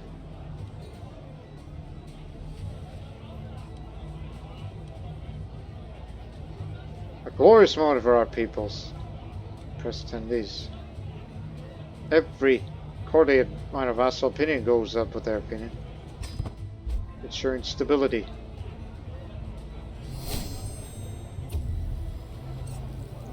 Faces to only down and find myself deep in conversation with my unrestrained acquaintance King Andre.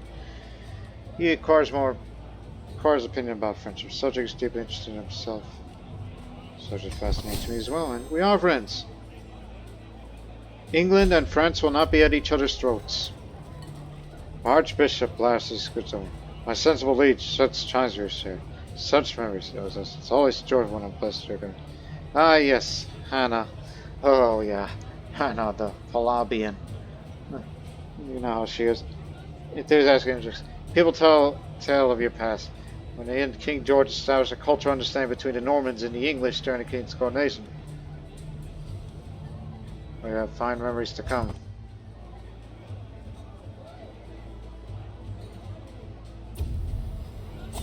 In the age I heard a rumor of a plague called half-done spoils, Countess Solova says word. Said to be rampant in the kingdom of Denmark, with the victors being besieged by red spots. Not even veil cards could take my mind off of it.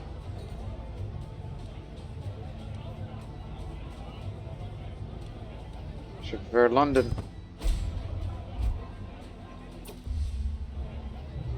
I'm a proper king now. My coronation proved worthy of my rank, a fine spectacle for the guests. Many of them still linger in the hopes of a few final royal words. From the beginning till the end, I spared no effort to impress all my attendees, friend or foe alike, with my fair-handed presence. My utter focus is on success of this great gathering. What was it all for?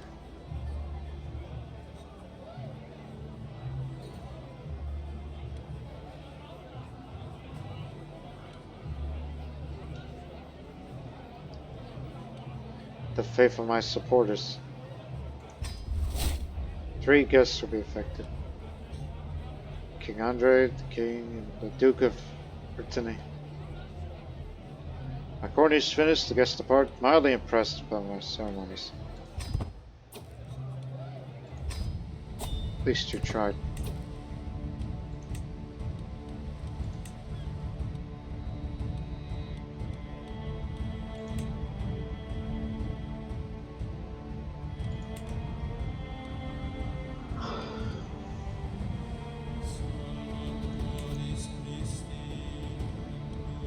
At least the military of ours is recovering nicely. We're still in recovery.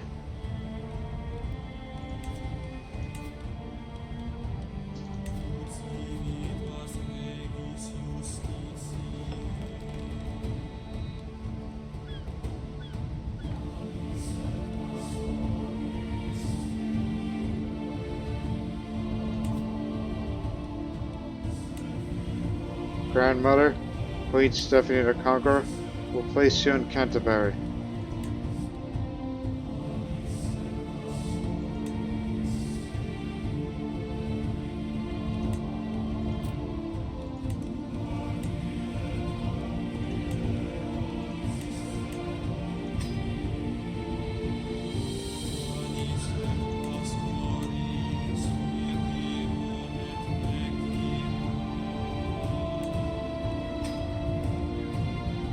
Try to make buses up.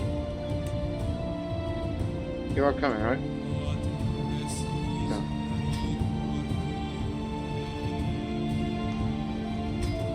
So, let's hold a funeral over there. Excessive taxation. Competent regent. Canterbury's to be Stephanie's final resting place. I'm left alone to gather my thoughts and prepare to rival the honored mourners. I can't find the thread anywhere. Eager Weaver's also my planet friend could finally start. I'll never forget her.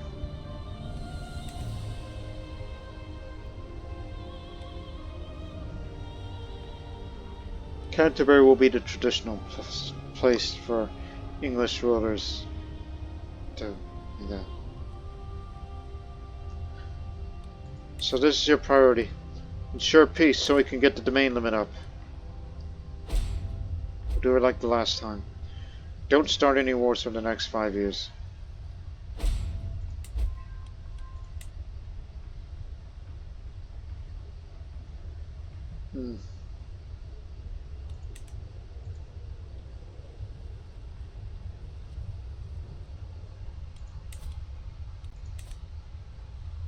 Still recovering.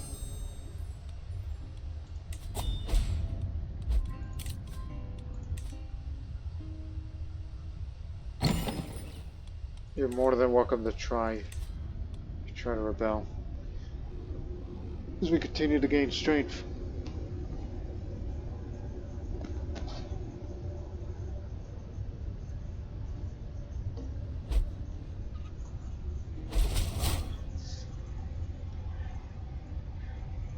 To the Hellenistos King George, I have heard some disturbing news from Duke Nuno about your misdeeds.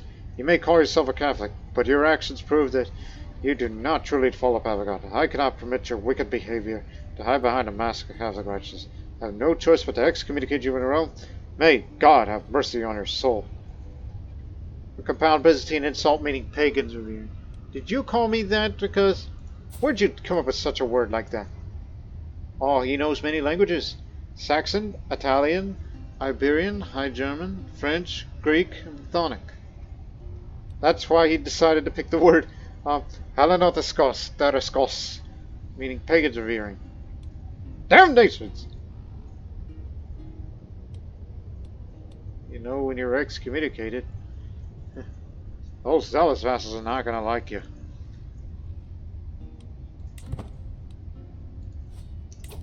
I'm sure I'm not going to be well liked by my vassals. Due to being excommunicated, yeah. Catholic opinion. Now, is there a way to lift my excommunication? What can I do? Mark Declaration of Repentance. I do have consecrated blood. Perhaps a more lenient pope will come to answer. So you lost your legitimacy because you were excommunicated.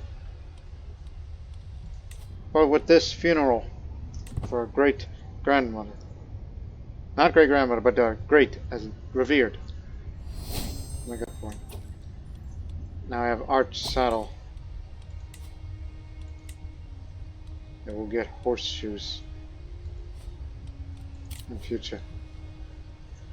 How this will make vassals mad at me even more.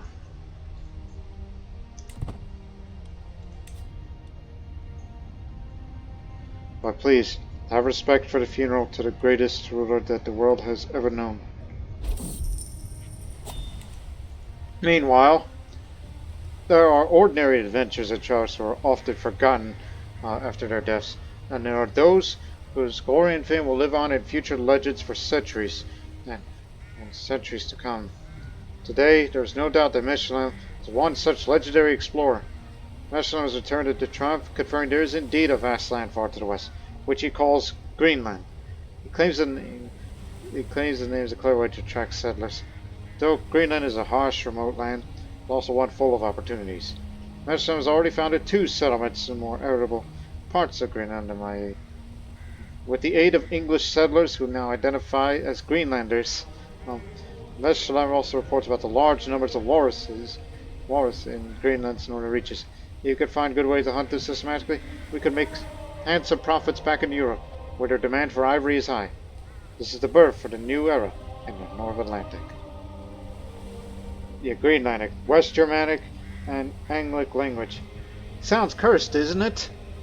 Like how people say, oh, curse this, curse that, in memes, especially strategy games. English Greenlanders. So you gain 500 prestige. The colonization of Greenland activates established in Greenland. House de Normandy gains family stay in Greenland. The Greenlandic language becomes Anglic. West Germanic is now considered as the heritage of Greenland. And as for Michelin himself, he lost the trait of venturing west seas. Now he's an explorer. Let's go right in for this 1,000 prestige level of fame. He's a discoverer of Greenland. For my seneschal, despite our differences between us. English becomes involved in the colonization of Greenland, and so is the Greenlandic culture. And the colonization of Greenland has started in the settlement phase.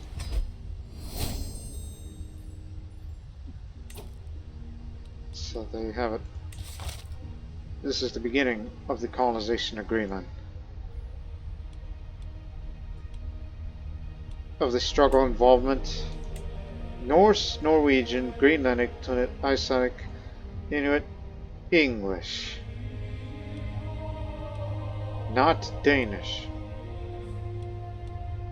Not Scots, not Irish.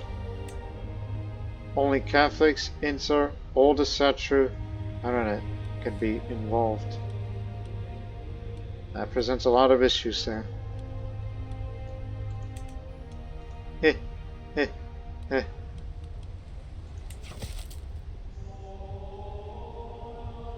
Establish Greenland estate. There is much opportunity in colonizing Greenland and lands possibly beyond, but there are high risks given how distant it is from Europe.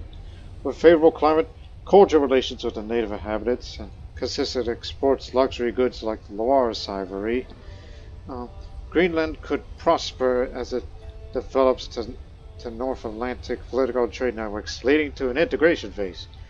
Conversely, the political and economic changes elsewhere, the conflict with the local natives might disrupt the flow of trade supplies and leave Greenland's settlements in decline, resulting in a subsistence phase. So for those within the struggle area, here's what will happen. For those involved, cheaper mercenary costs, while friendly territorial reinforcement rate goes up. For culture, to promote culture is faster within the struggle region, like here in Middlesex, what we're doing still. And for those involved, granting a title to a local node provides prestige. For faith effects, converting an involved faith is less expensive.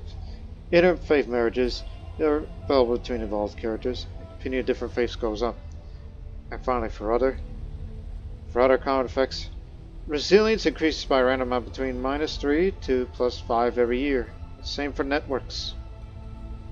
For those involved, when taking the decision to organize hunting trips in Nordsetur, chances of failed hunt, as well as the hunt's negative impact to Greenland's resilience, is less than compared to subsistence and marginalization phase. Plus 10% chances of success when taking the decision to organize a hunting trip in Nordsetur.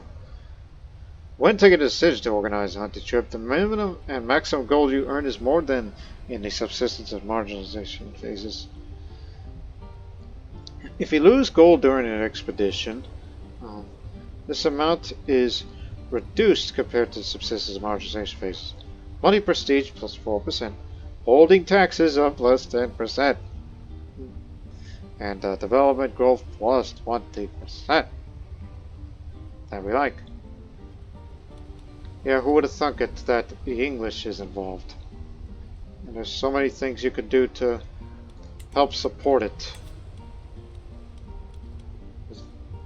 And we can't explore the seas west of Greenland just yet. We need some money.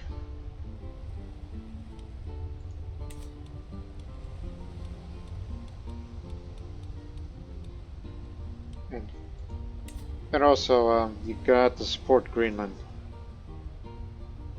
But I'm in the middle of a funeral right now. And same for organizing a hunting trip over there. But we do have an estate. This house is participating in the colonization of Greenland by maintaining an estate there.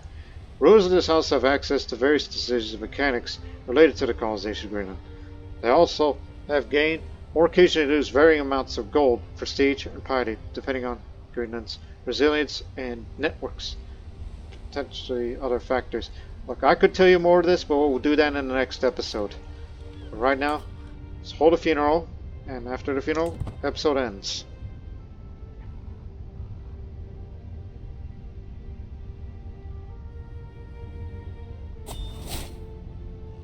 No longer my royal architect. Very well. Give it to you. They'll still never ever forgive me. Because rival. Screw off then. It'll be for you then. Yes, I'm over the main limit. I'm a tyrant. I'm a lot of things. Oh, not even you endorse me. Despite everything we did for each other. But perhaps with this funeral, we'll have our minds changed.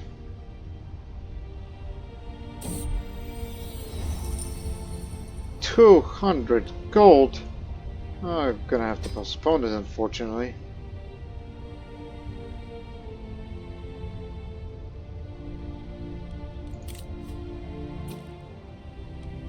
Still not fully recovered yet. A sorrowful line marches on. The line to have a last moment with Queen Stephanie of England.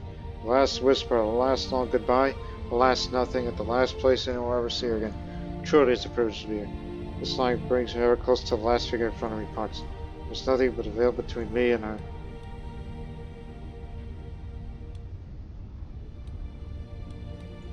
All you guests here, you may not like me, and some of you do. I'll just speak of her virtues. 'Cause what a great woman she was.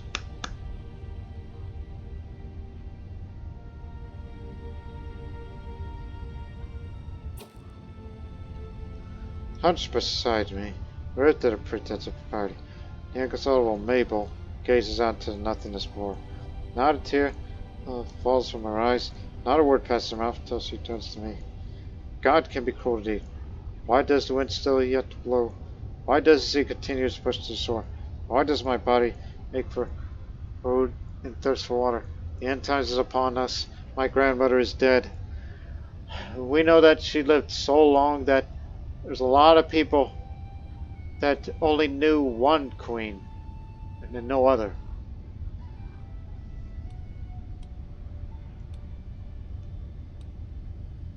I'll say. While there's life, there's always hope. She's insulted. I mean, that's what I said. I feel a calm wash over me, gazing around the room of mourners. Some eyes are stained red, others would like this any cause for a gathering. One soul, however, looks at me with uncertainty as she tugs at my side. My cousin, Johann, does not weep openly. She does not seem unmoved like the other children present.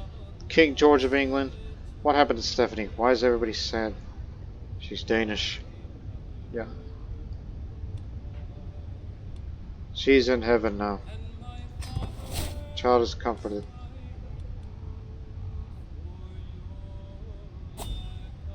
She's stuck with friends. But I'm just gonna be more of a strategist. That's my priority.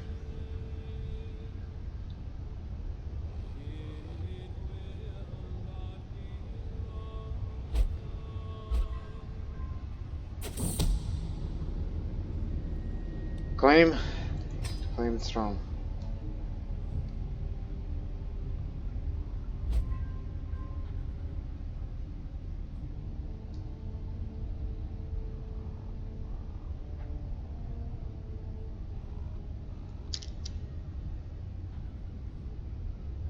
Now for the burial. The time's now come to commit Queen Stephanie of England's final rites for a final journey to the hereafter. Stephanie's round body is held suspended above an open grave, surrounded by close friends and family. She stood at her head as me. Fruits placed in mourning, afforded only to a magnanimous host. To see her surrounded by so many mourners and given a proper Catholic burial gives me hope that perhaps I too will be remembered this fondly as king. At last, our bodies lowered to the earth, and the funeral is officially complete with a prayer. Beautiful. Now I must return to, Westminster Abbey, and then we'll properly begin our reign. As my entourage is traveling through southwark, we end up in a conversation representing a local merchants guild, enthusiastic and charismatic named Godfrey. From England, you say? You've actually been interested in setting up a workshop with us. You wouldn't happen to be able to do us a favor here, would you? He gives me a wink, puts a coin on the table.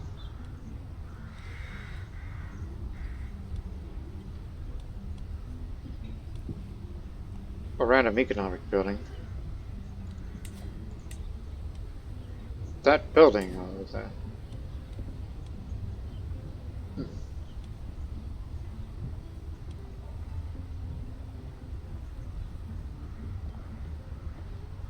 In person, why not? You've been given cattle pastures.